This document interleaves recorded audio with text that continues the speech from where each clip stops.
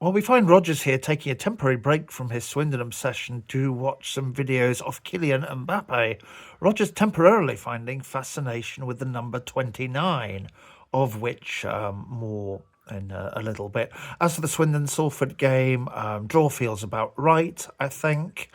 Salford really doing well after going behind to an early Swindon barrage to respond well with their wide players, a certain Rosé Longello, and also Kelly and Mai giving Swindon all sorts of difficulties until Ian Holloway adjusted his system, and Swindon were much better after that. Got the lead, but Harry Smith gave the concise equaliser summary, really.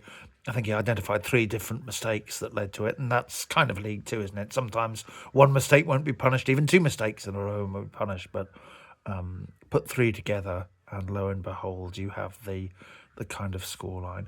So to the 29 fans of Salford, really, the easy thing to do would be sneer. I'm not going to try and do that. We're going to try and be a bit more constructive, but in particular for teams in sort of geographical areas where there are lots of Football League alternatives that have floated up into the league on money. Rather than sort of organic growth, and Salford and Fleetwood are the obvious two, and Harrogate to a lesser extent, you would say. Quite what happens to them in the long term and how they grow, it's very difficult to say. What they really ultimately bring to proceedings is a challenge one would want to determine. Really, not that I'm suggesting going back to the old days of re-election. I suppose the other thing, when you consider the 29 fans that there were, is how much the impact of the new TV deal is having on travelling support. Midweek, there's an infinite amount of football out there to watch now on a Tuesday night, with so many of the League Two games available throughout the season as well. Well, this is going to gradually corrode travelling fans, because all TV football needs fans for atmosphere.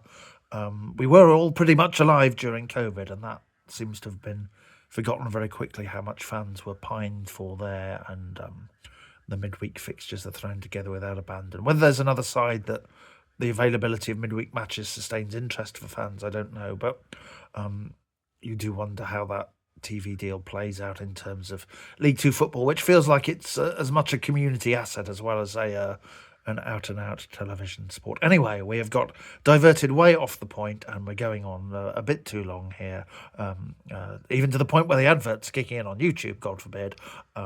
So let us bid farewell from Rogers and I until Doncaster.